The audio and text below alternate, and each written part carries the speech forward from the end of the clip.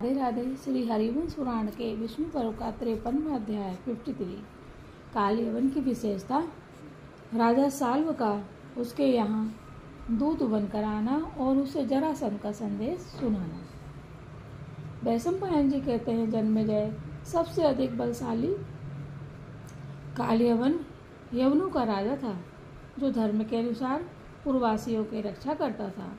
यह त्रिवर्ग पद, स्थान एवं वृद्धि अथवा धर्म, अर्थ और काम का ज्ञाता, बुद्धिमान, राजनीति के 6 गुणों, संधि विग्रह आदि का आश्रय लेने वाला, 7 प्रकार के व्यसनों से अनभिज्ञ और सदा गुणों में तत्पर रहने वाला था।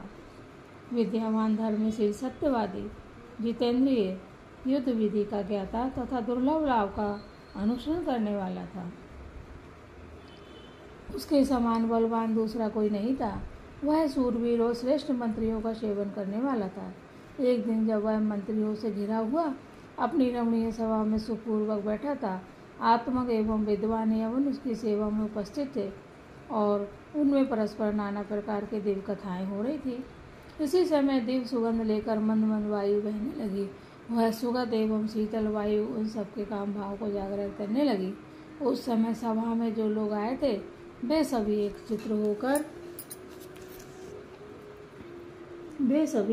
एक चित होकर यह जिज्ञासा करने लगे कि यह क्या। सबके नेत्र आश्चर्य से खिल उठे थे। राजा काल यवन भी यह अद्भुत बात देखकर प्रभावित हुए बिना नहीं रह सका। उन सब ने आकाश में एक सूर्य के समान तेजस्वी दिव्य विमान को उतरते देखा, जो स्वर्णमय चमकीले पहियों में शोभा पाता था। वह रथ या विमान देव रत्नों की प्रभा से व्याप्त था। उसमें दिव्य ध्वजा पताकाएं फहरा रही थी तथा मन एवं वायु के समान वेगशाली देव अश्व उस रथ को खींच रहे थे। विश्वकर्मा ने चंद्रमा और सूर्य के बिंब बनाकर जाम्बू नद नामक स्वर्ण से उस रथ का निर्माण किया था। वह चारों ओर से उत्तम व्याघ्र चर्म द्वारा मढ़ा हुआ था। वह रथ शत्रुओं के मन में त्रास उत्पन्न करने वाला और मित्रों का हर्ष उड़ाने वाला था। वह दक्षिण दिशा की ओर से आ रहा था और शत्रुओं के रथ को तोड़ डालने में समर्थ था। उसमें बैठे हुए सौभपति तेजस्वी राजा श्रीमान सालू को देखकर मंत्रवेत्ताओं में श्रेष्ठ यमन राज का मंत्री बहुत प्रसन्न हुआ और बारंबार कहने लगा, अरे लाओ, पाद लाओ। उस समय महाबाहु राजा काल यवन स्वयं ही राज सिंहासन से उठा और अर्ध के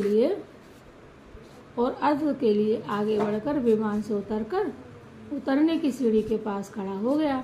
महातेजस्वी राजा साल्वी इंद्र के समान तेजस्वी राजा काल यवन को बड़ी प्रसन्नता के साथ आया देख निर्भय हो अकेला ही उस उत्तम रथ से उतर पड़ा और मित्र के दर्शन की लालसा मन में रखकर अत्यंत संतुष्ट हो उसके भवन में प्रविष्ट हुआ। अपने लिए अर्ध उपस्थित देख राजर्षियों में श्रेष्ठ राजा साल मधुर वाणी में बोला, महादूते, मैं अर्थ ग्रहण करने के योग नहीं हूँ। मैं नरेशों का दूत बनकर उनकी ओर से आपके पास आया हूँ। बुद्धिमान जरासंध तथा बहुत से नरेशों ने एक साथ मिलकर मुझे आपके पास भेजा है। महाराज, इसलिए मैं यह समझता हूँ कि इस समय में राजाओं का अर्थ लेने योग्य नहीं हूँ। काल यवन बोला, महाबाहो, मैं जानता हूँ कि तुम दूत बनकर यहाँ आए हो और नरपतियों के साथ मगध राज जरासंध ने तुम्हें यहाँ भेजा है। राजन महामते, इसलिए मैं तुम्हारी विशेष रूप से पूजा करना चाहता हूँ। अर्धोपात आदि सत्कारों से तथा विधि पूर्वक आसन देने यदि आपकी पूजा हो जाएगी तो इसके द्वारा समस्त राजाओं का पूजन संपन्न हो जाएगा। अतः जनेश्वर, अब मेरे साथ उज्जवल सिंहासन पर विराजमान होइए। वैशंपायन जी कहते, जन्मेजय, काल यवन ने सालू से हाथ मिलाकर उसका कुशल मंगल पूछा। फिर दोनों एक सुंदर सिंहासन पर साथ साथ सुखपूर्वक बैठे। उस समय काल यवन ने कहा, राजन, जिनके बाहुबल का सहारा लेकर हम सब नरेश उसी प्रकार निर्भर रहते हैं जैसे देवता सचिपति इंद्र का सहारा लेकर भय से मुक्त हो जाते हैं, उन्हीं महाराज जरासंध के लिए कौन सा कार्य साध्य हो गया जिससे उन्हें मेरे पास आपको भेजा है। उन्होंने क्या कहा, यह सच बताइए।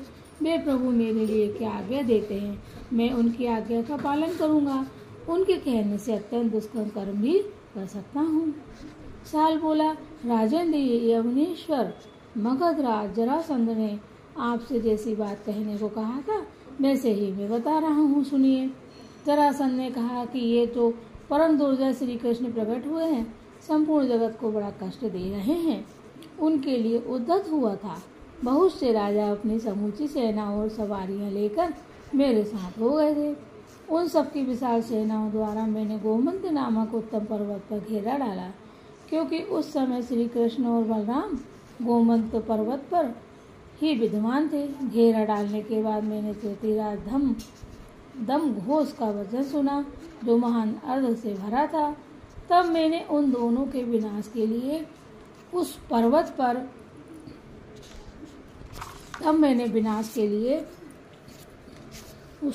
पर आग लगा दी।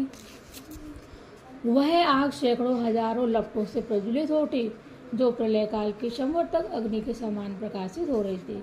उस आग को देखकर स्वर्ण में ताल ध्वज धारण करने वाले बलराम पर्वत के शिखर से कूद पड़े और समुद्र जैसी प्रतीत होने वाली उस विशाल सेना के मध्य भाग में पहुंचकर हाथी, घोड़े, रथ और पैदलों का संहार करने लगे। उस समय उन्हें पराजित करना अत्यंत कठिन हो गया था। उन्होंने सर्पराज के समान सरकते हुए हल्का आकर्षण और विकर्षण करके, अर्थात उस हल द्वारा शत्रु सैनिकों को ढकेलते और खींचते हुए बहुत से मनुष्य, घोड़ों और हाथियों को मुसल से मार डाला। वे हाथी से हाथी को, रथ से रथी, योद्धा को, घोड़े से घुड़सवार को तथा पैदल से पैदल सिपाही को मौत के घाट उतार देते थे। जैसे ग्रीष्म ऋतु में सूर्यदेव प्रचंड तेज से संपन्न हो जाते हैं, उसी प्रकार सैकड़ों राजा रूपी सूर्य से व्याप्त सम्रांगण में वे महातेजस्वी बलराम भांति भांति के पैतरे दिखाते हुए विचरने लगे। बलराम से छोटे हैं श्री कृष्ण, जो चक्रधारियों में श्रेष्ठ हैं। वे सूर्य के समान तेजस्वी चक्र हाथ में लेकर उसी तरह शत्रु सैनिकों पर टूट पड़े, जैसे सिंह क्षुद्र मृगों पर आक्रमण करता है। महाप्रक्रमी प्रतापी अद्भुत श्री कृष्ण अपने पैरों के वेग से उस पर्वत को हिलाकर जब ऊंचे शिखर से शत्रुओं की सेना में कूदे थे, उस समय वह शैलराज नाचता सा प्रतीत होता था। वह अपने ही अवयवों से निकली हुई जलधारा से नहा उठा और सारी आग को बुझाकर चक्कर काटता सा कुछ दूर तक पृथ्वी में घुस गया। राजन पर्वत के जलते हुए शिखर से नीचे कूदकर श्री कृष्ण ने चक्रयुक्त हाथ से राजाओं की सेना का संहार आरंभ किया। विशाल चक्र फेंककर फिर गदा द्वारा आघात करते थे। तदंतर बलराम मूसल से हाथी, घोड़े और मनुष्यों के समूह का कचूमर निकाल देते थे। क्रोध रूपी वायु से प्रज्वलित चक्र और हल रूपी आग से नरेश रूपी सूर्य द्वारा पालित वह विशाल सेना जलकर भस्म हो गई। इन दो ही पैदल वीरों ने हाथी, घोड़ों और मनुष्य परिपूर्ण एवं पैदल एवं ध्वजों से व्याप्त रथ समूह का क्षणभर में ही संहार कर डाला। चक अग्नि के भय से पीड़ित हुई अपनी सेना को पलायन करती देख मैं विशाल रथ समूह के द्वारा उन दोनों ओर से घेर कर युद्ध करने लगा। उस समय श्री कृष्ण के बलराम भ्राता सूरवीर बलराम हाथ में गदा और हल लिए मेरे सामने खड़े हो गए। उन्होंने चोट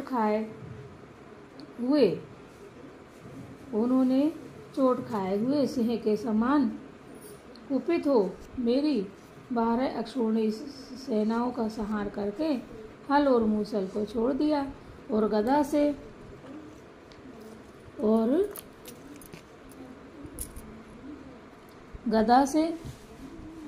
से मुझ पर आघात किया। गदा से मुझ पर आघात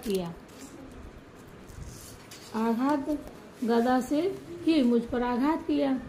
उसका वेग वज्रपात के समान था। मेरे ऊपर उस गदा का प्रहार करके वे पुनः मुझ पर चोट करने की इच्छा से वैसा की भक्ति लेकर पृथ्वी पर खड़े हो गए।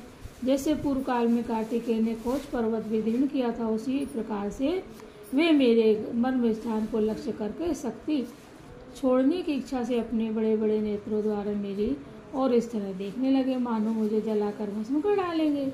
रणभूमि में बलदेव के वैसे स्वरूप देखकर अपने जीवन की इच्छा रखने वाला इस मनुष्य लोक का कौन पुरुष उनके सामने ठहर सकता है। फिर कालदंड के समान उठी हुई भयानक गदा को हाथ में लेकर वे मेरे सामने खड़े हो गए। वह गदा काल की प्रेरणा से घुमाई जा रही थी। इसी बीच में साक्षात लोक पितामह ब्रह्मा जी मेघ के समान गंभीर स्वर से आकाश को पूर्ण करते हुए सदा अदृश्य रूप से बोले, अनग, इस राजा पर प्रहार न करना, यह तुम्हारे लिए अबाध है। इसका वध दूसरों के हाथ से निश्चित किया गया है।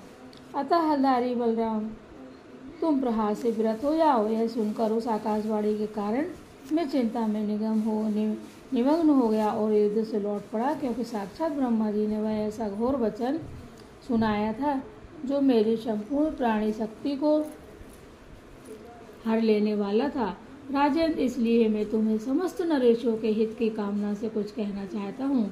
उसे सुनकर तुम ही उसे पूर्ण कर सकते हो। महामुनि गागर जिनके चरण बिंदु की स्तुति देवता और असुर भी करते हैं, 12 वर्षों तक ब्रह्मचार्य का पालन करने के पश्चात लोहे चूड़ खाकर तपस्या करने लगे। मन में पुत्र की कामना रख के उस उग्र और महान तप के द्वारा भगवान शंकर को संतुष्ट करके उनसे उन्होंने अपनी अमिष्ट काल संपत्ति के रूप में देवराज तुल्य तुमको प्राप्त किया।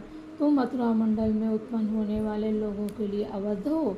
महामुनि गार्गर के तपोबल और चंद्रार्ध शेखर भगवान शिव के वरदान से तुम्हारा प्राकट्य हुआ।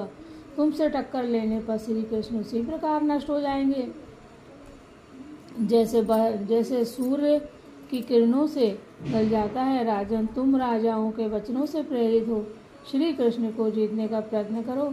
उन पर विजय पाने के लिए मथुरा पर चढ़ाई कर दो। अपनी सेना द्वारा मथुरा के राज और नगर में प्रवेश करके श्री कृष्ण को मारकर अपने यश का विस्तार करोगे।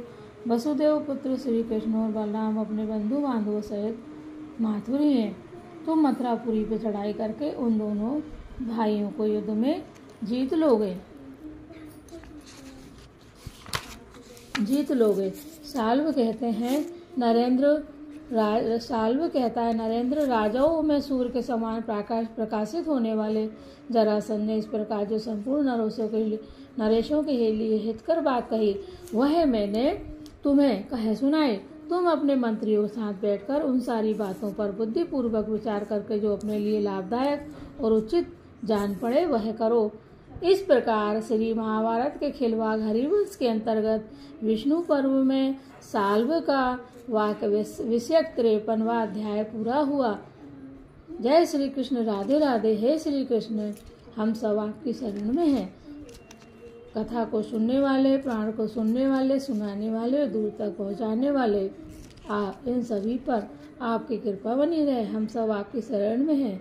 ओम देवकी सुत गोविंद वासुदेव जगतपते देहि में तन्यम कृष्ण त्वामहे शरणम गता। जय श्री कृष्ण। राधे राधे।